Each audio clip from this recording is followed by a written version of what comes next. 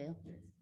네, 이제 다시 56장으로부터 시작됩니다. 56장부터 66장까지는 또 다른 챕터예요. 자, 이건 이제 소망과 회복에 대한 그 새하늘과 새 땅에 대한 메시지가 이제 시작되는데, 자, 이 56장은 이사야서 66장에 이르는 이 11장의 얘기는 이사야서의 결론 부분에 해당합니다. 그래서 이 56장은 이방인을 향한 하나님의 부르심이에요. 그러니까 이사야서의 결론은 유대의 회복, 이스라엘의 회복이 결국은 어디까지 이제 그 타겟으로 나가면 열방, 이방인들이 하나님을 바라보는 그 믿음에 대한 예언을 이제 중요시하고 있는 거예요. 그래서 56장 여러분들 이제 그 프린트를 보시면 하나님의 구원 잔치는 신분이나 신체적인 장애에 상관없이 모든 만민에게 참여할 수 있는 자격을 이제 선포하고 있다. 그래서 이방인을 받아들이는 문제는 초대교회 당시에도 참 문제가 많았어요. 그래서 사도행전에 보면은 항상 신약시대의 교회가 둘로 나누어져요. 믿음의 신앙 고백은 같은데 이 신앙 그리스도인이 유대 백성이냐 이방인이냐. 그래서 신약의 교회들은 어떤 갈등이 있었냐면요. 유대 그리스도인들과 이방 그리스도인들 간의 갈등이 많았어요. 많이 갈등이 있었어요. 자, 그런데 하나님의 구원 계획은 모든 인류를 다 포함하고 있습니다. 하나님께 연합한 자는 이방인이나 신체적인 결함이 있는 자는 다 하나님의 자녀라는 거예요. 그래서 이제 본문으로 넘어가면은 여호와께서 이와 같이 말씀하시기를 너희는 정의를 지키며 의를 행하라. 이는 나의 구원이 가깝고 나의 공의가 나타날 것이다. 나의 구원과 나의 공의가 나타난다는 이게 다 메시아가 온다는 거예요. 아시겠죠? 안식일을 너희가 지켜 더럽히지 아니하며 그의 손을 금하며 모든 악을 행하지 아니하여야 하나니 이와 같이 하는 사람, 이와 같이 굳게 잡는 사람은 복이 있느니라. 여호와께 연합한 이방인도 말하기를 여호와께서 나를 그의 백성 중에서 반드시 갈라내시리라 하지 말며 고자도 말하기를 나는 마른 나무라 하지 마라. 여기 고자라는 게 나와요. 여러분들 이 고자는요. 이스라엘 그 사회에서는 유대 사회에서는요. 하나님의 그 총회나 예배에 들어갈 수가 없어요. 들어갈 수 없는 존재들이에요. 어떻게 보면은 완전히 내쳐진 존재죠. 그래서 신명기 23장에 보면은 이게 1장에 딱 나와요. 너희는 못 들어간다. 어딜 감히 들어가. 응? 그러니까 예물을 바칠 때도 흠과 점이 없어야 되잖아요. 그러니까는 안 된다는 거예요. 그런데 신약에 와서는 어때요? 병든 자나 고자나 이방인이나 유대인이나 남자나 여자나 종이나 노예나 높은 자나 낮은 자나 다 하나님의 백성이 될 수 있다. 하나님의 나라는 모든 자에게 열려 있다. 아까 얘기했잖아요. 그것을 내가 받아들일 때 다 하나님 자녀 되는 거예요.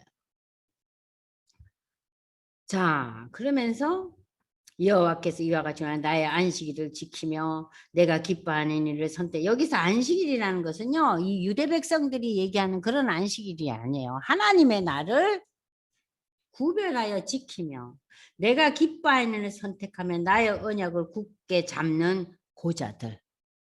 하나님으로부터 이 유대사에서는 내침을 받았어요. 그죠? 그런 자라 할지라도 하나님 앞에 나오는 자는 기뻐하신다는 거예요. 하나님께서. 내가 내 집에서 내 성 안에서 아들이나 딸보다 나은 기념문과 이름을 그들에게 주며 영원한 이름을 준다 그랬어요. 영원한 이름을.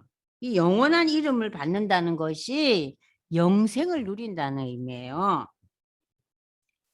자, 그래서 여기 7절에 보시면은 또 6절 여호와와 연합하여 그를 섬기며 여호와의 이름을 사랑하며 그의 종이 되며 안식일을 지켜 더럽히지 아니하며 나의 언약을 굳게 지키는 이방인마다. 구체적으로 나오죠? 고자가 나오고 그 다음에 뭐가 나와요? 이방인마다.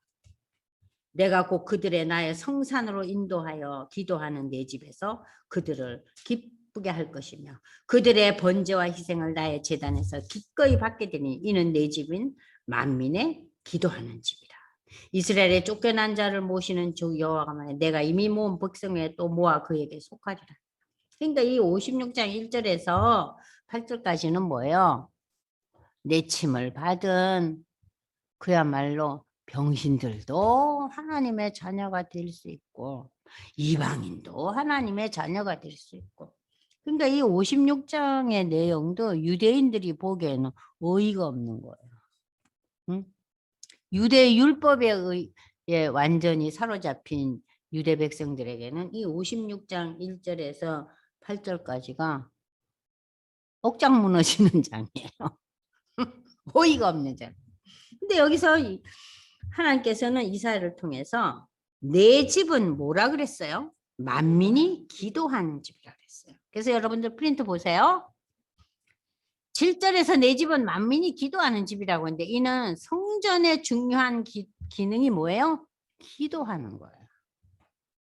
성전은 하나님의 상징적인 처소로 하나님의 인재를 나타내고 예배를 드리는 곳이고 기도하는 집이고 제물을 드리는 곳이고 율법이 보관된 것이고 신약에 와서는 성전은 예수의 몸이요 성도의 몸을 예표하며 자 종말론적인 관점에서는 천국의 성전을 예표한다 그랬어요.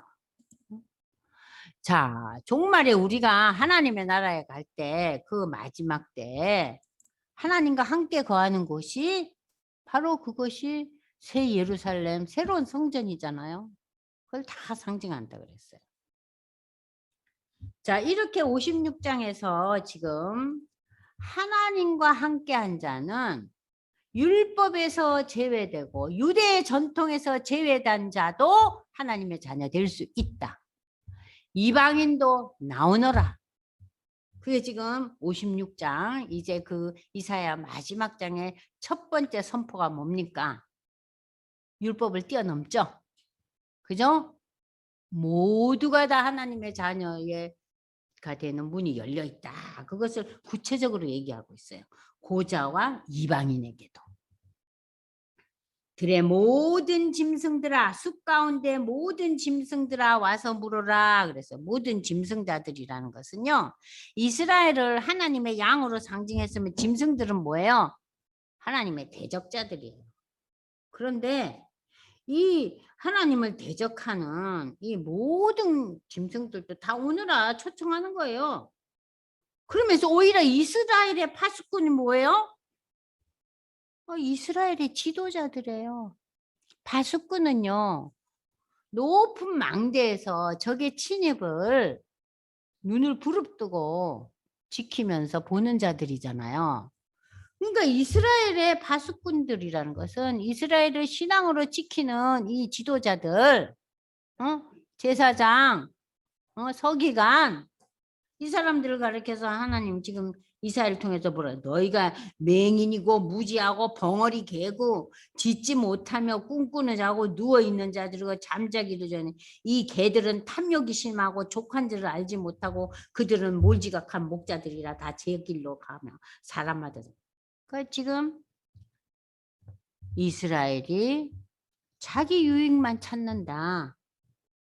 하나님께서는 신약시대 종말의 시대에는 이스라엘의 대적자들도 병신들도 이방인들도 다 오게 하신다. 근데 유대 백성들은 그들을 터부시하잖아요. 절대적으로 안 받아들이죠. 그래서 저들을 가리켜서 뭐라 그랬어요? 맹인이고 짖지 못하는 개다. 개가 짖지 못하면 지 역할을 못하는 거잖아요. 응? 자기 유익만 눈앞에 보이는 지 입속만 캐는 자들이라고 유대인들을 이야기하고 있어요. 지금 유대인들의 많은 사람들이 예수님 앞에 돌아오고 있는 그러한 상황이 벌어지고 있지만 아직도 대다수의 유대인들은 어때요? 지금 이사야가 이야기하는 것처럼 맹인이고 무지하고 벙어리개라는 거예요. 하나님을 제대로 전파하지 못하고 지 속만 깨고 있다는 거예요. 오라 내가 포도주를 가져오리라 우리가 독주를 잔뜩 마시자. 누가 그래요? 이스라엘의 지도자들이. 내일도 오늘같이 크게 넘치리라. 그러니까 자기의 유익과 자기의 이익만을 추구하면서 하나님은 누구만 택했다고? 자기들만 택했다고. 그래서 유대 백성들이 지난 기독교 2000년 역사에서 많이 어려움을 겪었어요. 유대인들은 자기네들은 선택을 받은 백성이에요. 다른 사람들은 아니라는 거죠. 그래서 여러분들 2차 대전 때 수많은 유대 백성들이 죽잖아요. 그 유대 백성들이 정말 너무 억울하게 죽어갔죠. 근데 그 이면에는 뭐가 깔려 있어요? 그 유대인들의 나름대로의 그 온고집스러움, 완악함. 우리는 선택받은 백성. 그리고 또 유대인들의 특징이 뭐예요? 굉장히 경제 활동에 눈이 밝아요. 여기 나오잖아요. 자기 이익을 취한. 유대인들이 잘 살아요. 그러니까는 그 독일이 경제 공황이 일어나고 모두가 굶주리고 나라가 지금 막 엎어지는 그 대위기 시대 때도 유대인들은 잘 살았거든요. 그 유대인들에 대한 증오가 많이 폭발돼서 일어난 거예요. 지금 56장에 그대로 나오죠. 유대인들의 모습들이. 근데 이 56장을 통해서 하나님은 이방인을 부르신다는 거예요. 그러면서 여러분들 프린트 보세요. 32절, 32페이지 9절, 12절 우리가 지금 읽었죠. 유대 백성들의 지도자들의 타락. 응? 하나님의 그 대적자들도 하나님은 부른데 저들은 다 살이 사욕에 빠져가지고 자기 유익만 구해요. 누가? 유대의 백성들이. 그러나 하나님은 열방을 부르고 계신다는 그 선포가 56장의 내용입니다. 그럼 57장의 내용은 무엇인가? 다시 이스라엘에 대한 이야기가 나옵니다. 57장 보세요. 56장 후반에 이어서 57장에도 유대 사회의 지도자들 속에 의인이 죽어가면 오히려 축복이라고 했다. 의인들은 악한 세력과 더 이상 연결되지 않고 오히려 평안을 누리게 된다. 자, 볼까요? 57장 보여. 의인이 죽어가도 그것을 마음에 아이고 왜 저희가 죽고 이렇게 어려움을 당하지 하는 사람이 없는 거예요. 지가 잘 먹고 잘 살면 끝이에요.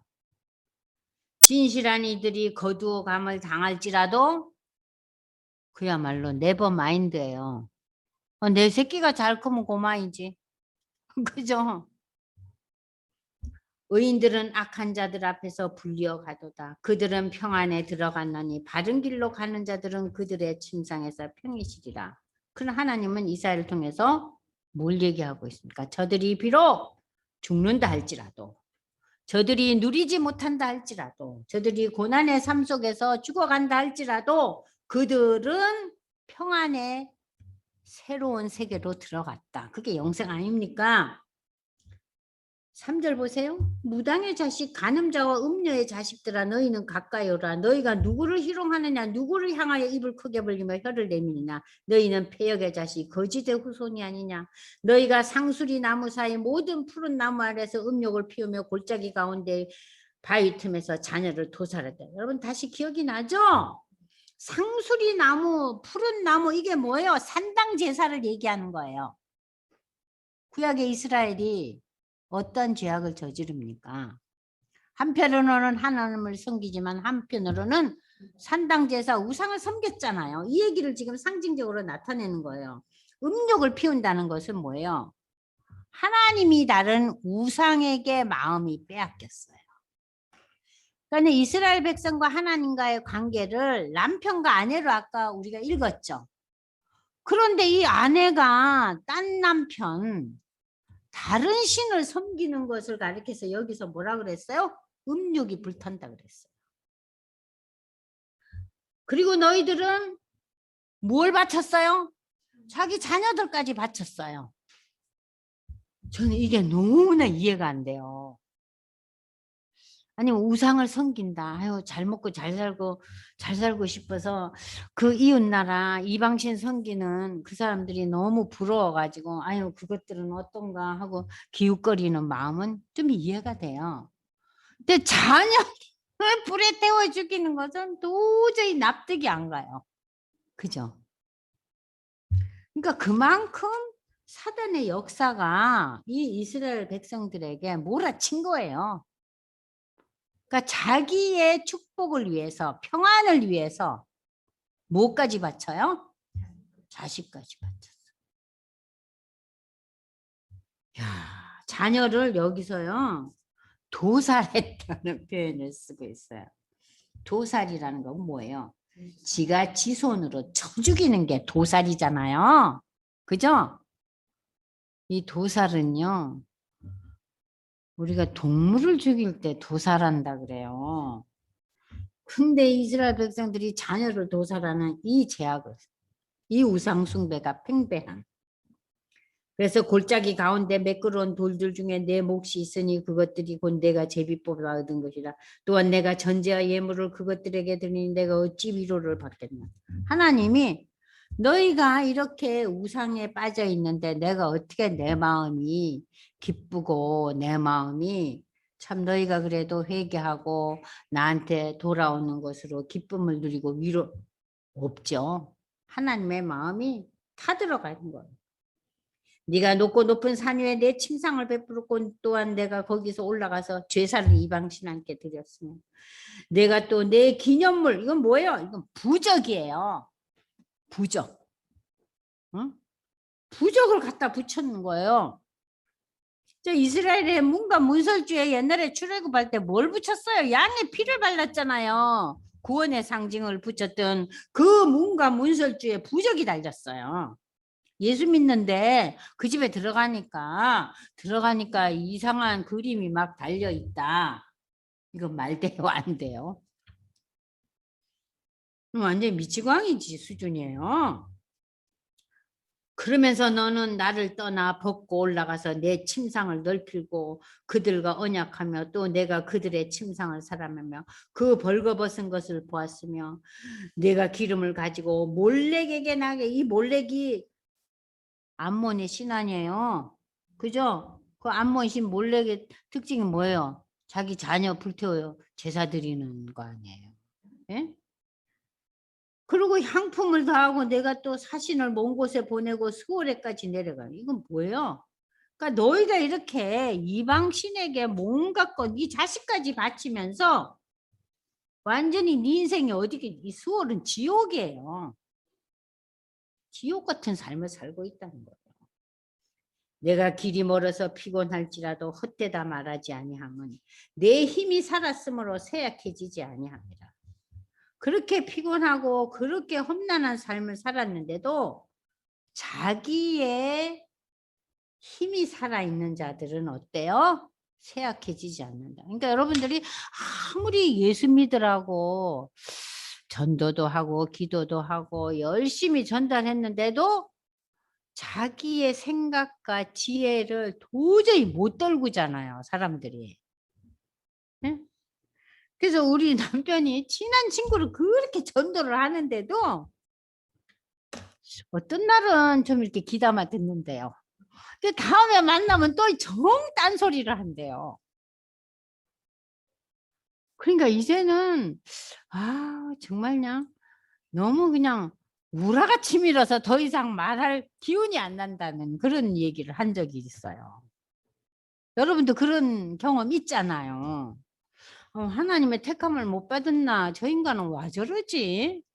아무리 기도하고 아무리 내가 참 애쓰는데도 왜 이렇게 구원의 대열의 반석에 못 들어가지? 참 속상하죠? 응? 왜냐하면은 자기의 생각과 자기 힘이 살아 있어서 인간이 자기 손을 들어야지 하나님 앞에 돌아오거든요. 그래서 때로는 우리가 공고하고 세약하고 피곤함이 하나님께 돌아오는 뭐예요? 지름길이에요. 지름길. 그래서 어떤 분은 그렇게 기도한대요. 하나님, 그래서 좀 어려움이 좀 있으면 좋겠네요. 그래야 저 인간이 오죠. 그렇게까지 기도하신다는 거 아니에요. 네가 누구를 두려워하면 누구로 말미암아 놀랍길래 거짓을 말하며 나를 생각해 하지 않으며 이를 마음에 두지 않느냐. 네가 나를 경외하지 아니하면 내가 오랫동안 잠잠했기 때문이 아니냐? 내가 너를 냅둬서 그러냐? 이 소리예요.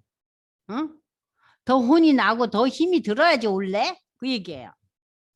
내 공의를 내가 보이리라. 내가 행한 일이 내게 무익하니라. 하나님이 여러 가지 역사를 해도 아무 열매가 없는. 내가 부르짖을 때 내가 모은 무상들에게 너를 구원하게 하라. 그것들을 다 바람에 날려가겠고 기운에 불려갈 것이래. 나를 의뢰하는 자는 땅을 차지하겠고 나의 거룩한 산을 기업으로 얻으리라. 자, 여기서 땅과 기업은 이 땅의 삶뿐만 아니라 미래적인 종말론적인 하나님의 나라, 천국, 새하늘과 새 땅으로 나가는 그것을 제시하고 있어요.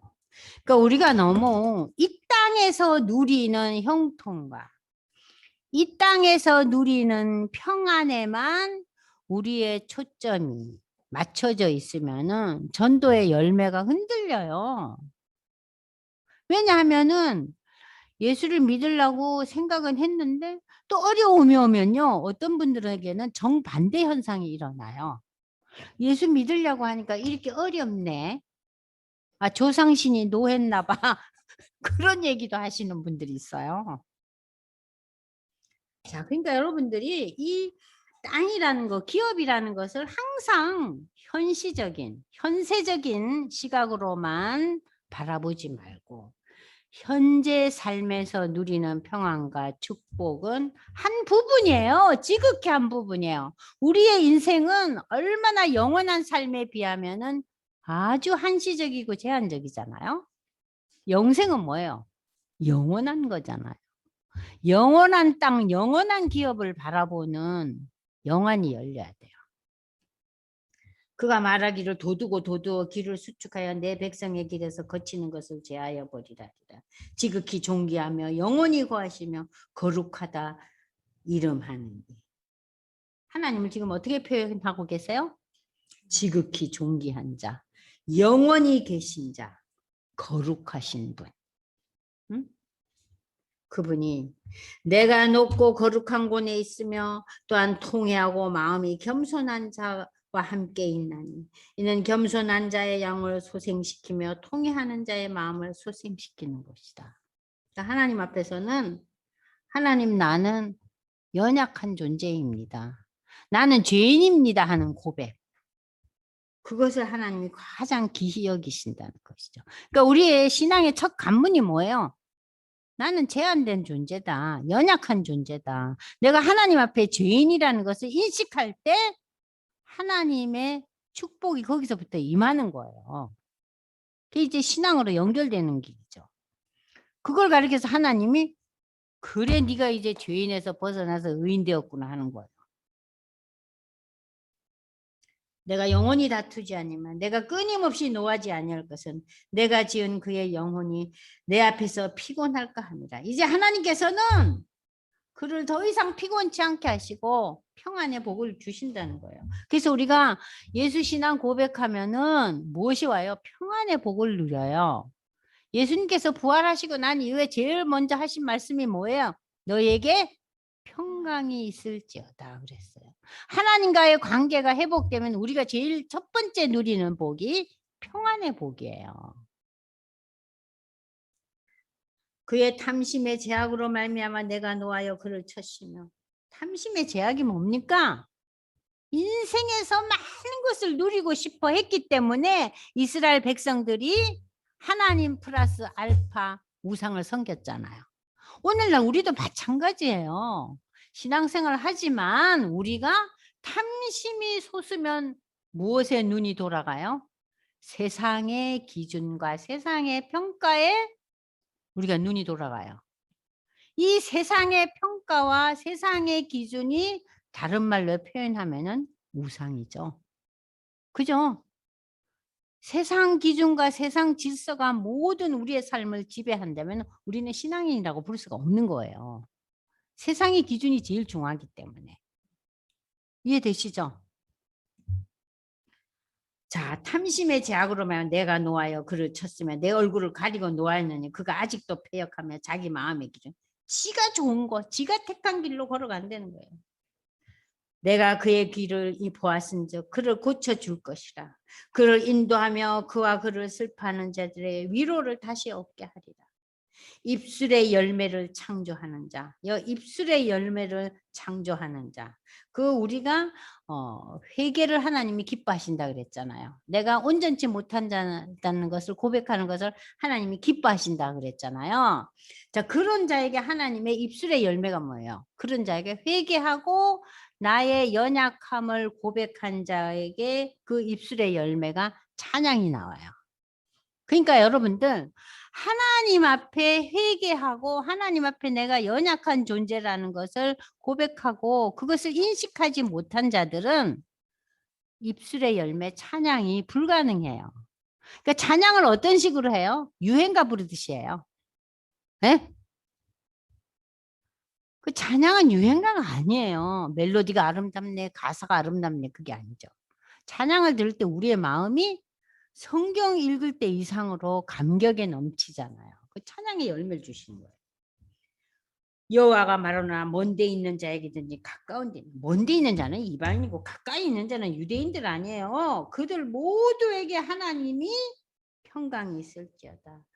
평강이 있을지어다. 내가 그를 고치리라. 하나님과의 불화의 관계에서 하나님과 화목의 관계로 오면서 인간은 평안을 누리고 고침을 받습니다. 그러나 악인은 평안을 얻지 못하고 그 물이 진흙과 들어온 것을 늘 솟구쳐내는 요동하는 바다. 그러니까 바다가 시퍼렇게 맑은 물이 아니라 진흙탕물이. 진흙. 내 하나님의 말씀에 여러분들 뭐예요? 악인에게는 평강이 없다.